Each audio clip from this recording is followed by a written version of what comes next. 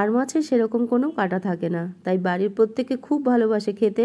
আর মাছের রসার রেসিপিটাও খুব ভালোবাসে, তাই আর মাছের রসা বানিয়েছিলাম। সমস্ত কিছু জোগাড় করা থাকলে খুব তাড়াতাড়ি হয়ে যায় রান্নাটা। বেশিরভাগ সময় আর মাছটা আমি মাংসের মতো করে রান্না করি, কিন্তু আজকে মনে হলো একটু আর মাছের রসা বানানো যাক। সবসময় একই ধরনের রান্না করতেও ইচ্ছা করে না, আবার খেতেও ইচ্ছা করে না। আর মাছে সেরকম কোনো কাটা থাকে না বলে ছেলে খুব ভালোবাসে খেতে, আর ওর জন্যই একটু অন্যরকমভাবে বানালাম আজকে। প্রথমে মাছগুলোকে ভালো করে পরিষ্কার করে ধুয়ে নিয়ে লবণ হলুদ মাখিয়ে নিলাম। এখন কড়াইতে সর্ষের তেল গরম করে নিয়ে মাছগুলো ভেজে নিলাম, হালকা লাল করে ভেজে তুলে রাখলাম।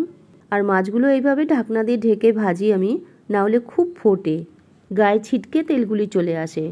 খুবই সাধারণভাবে এই আর মাছের রান্নাটা করে থাকি আমি, কিন্তু খেতে অসম্ভব ভালো হয়।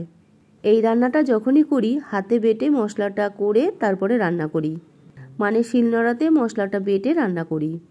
হাতে বেটে মশলার রান্নার স্বাদই কিন্তু আলাদা হয়। মাছগুলো ভেজে তুলে রাখলাম, ওই তেলের মধ্যে জিরে ফোড়ন দিলাম। ফোড়নটা থেকে যখন সুন্দর গন্ধ বেরোবে লম্বা লম্বা করে আলু কেটে রেখেছিলাম সেই আলুগুলো দিয়ে দিলাম। সামান্য পরিমাণ লবণ হলুদ দিয়ে বেশ কিছুক্ষণ আলুগুলো নাড়াচাড়া করে ভেজে নেব। আলুগুলো হালকা করে ভেজে নেওয়া হয়ে গেলে এর মধ্যে বেটে রাখা মশলাটা দিয়ে দিলাম। আর মশলার মধ্যে আছে জিরে, আদা, শুকনো লঙ্কা আর পরিমাণ মতো হলুদ দিয়ে আমি মশলাটাকে তৈরি করে রেখেছিলাম সেই মশলাটা দিয়ে দিলাম। অল্প পরিমাণ জল দিয়ে মশলা ধোয়া জলটাও দিয়ে দিলাম।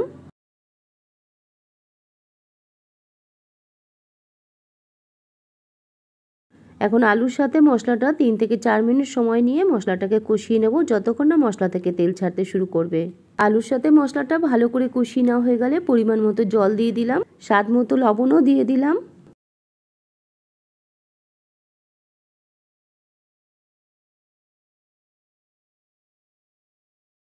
জলটা দেওয়ার পর 1 থেকে 2 মিনিট মতো রান্না করে নেব। এরপর ভেজে রাখা মাছগুলো দিয়ে দিলাম। মাছগুলো দিয়ে সমস্ত কিছু একটু ভালো করে নাড়াচাড়া করে নিয়ে ঢাকনা দিয়ে 4 থেকে 5 মিনিট সময় নিয়ে রান্না করে নেব।